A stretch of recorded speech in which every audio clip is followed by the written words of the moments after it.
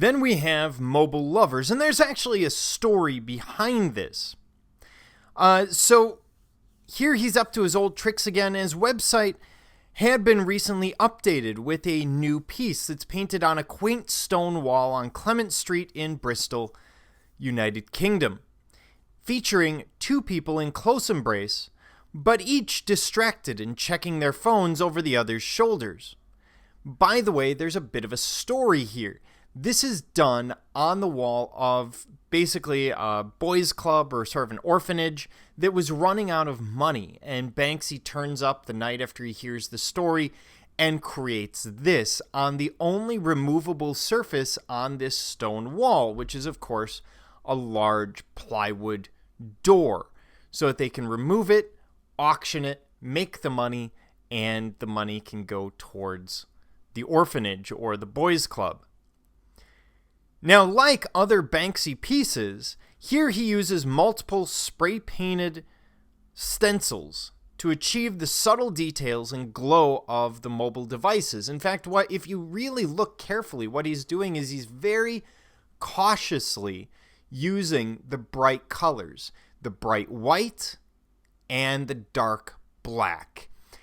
And everything else is kind of a middle gray tone with very little variation. So really, we're only dealing with three colors. It's a brilliant bit of design. It results in a witty social commentary.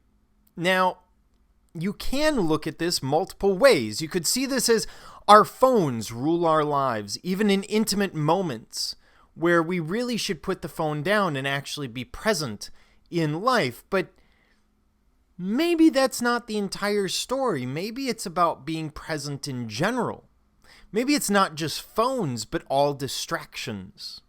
I mean, after all, how often do you walk around listening to music constantly because you don't want to be bothered by the rest of the world around you? But how many things are you missing at that point?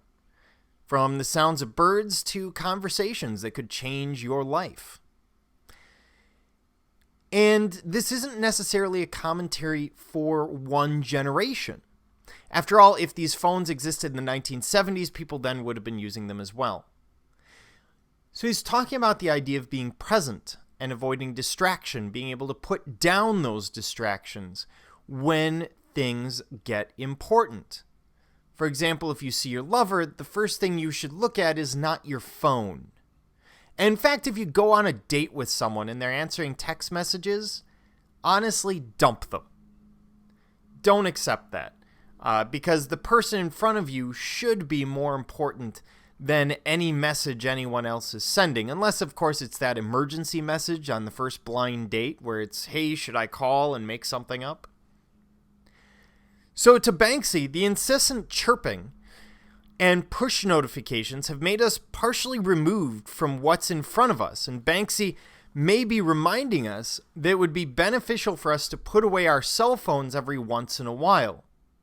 This sort of idea that we see, and we see it coming from a specific generation, often people in their 30s and 40s, maybe into their 50s, people who are raised without the cell phone, without the smartphone, and it only came in later in their life, who can sit there and separate themselves from it much more easily than if you are a digital native, someone born into its use. By the way, here we see a note after the piece had been removed, saying the Banksy piece is being held in our club to prevent any vandalism or damage being done. You are free to come in and see it for a small donation.